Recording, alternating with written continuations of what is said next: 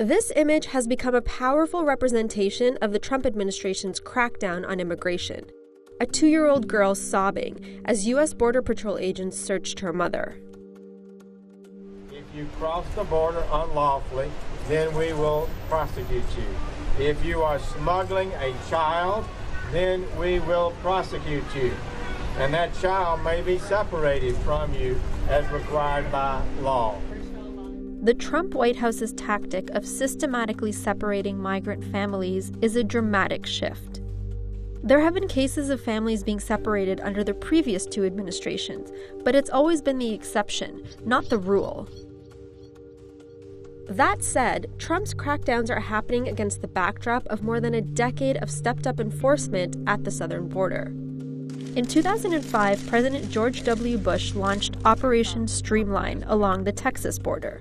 He was responding to a spike in apprehensions there. The program called for criminally prosecuting all migrants. We're going to get control of our borders. We're going to make this country safer for all our citizens. The idea of zero tolerance took root under Bush, and it's what Trump has used to model his policy after. The Bush-era program meant that migrants who were caught in certain border states were put through the criminal system, not civil immigration courts. It made exceptions for adults traveling with children, but others were ushered through mass trials aimed at deporting them quickly. It's a practice that's still around today.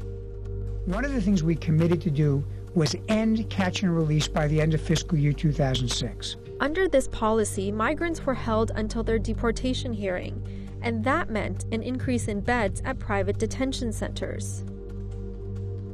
In 2014, President Barack Obama declared a crisis at the southwest border after a surge of unaccompanied minors, mostly from Central America. We now have an actual humanitarian crisis on the border that only underscores the need to drop the politics and fix our immigration system once and for all. During that child migrant crisis, the Obama administration also focused on deporting people quickly and put some through criminal proceedings.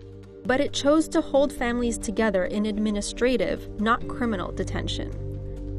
The Obama administration also set up makeshift overflow facilities. And we saw similar images back then of adults and children behind chain-link fences draped in thermal blankets.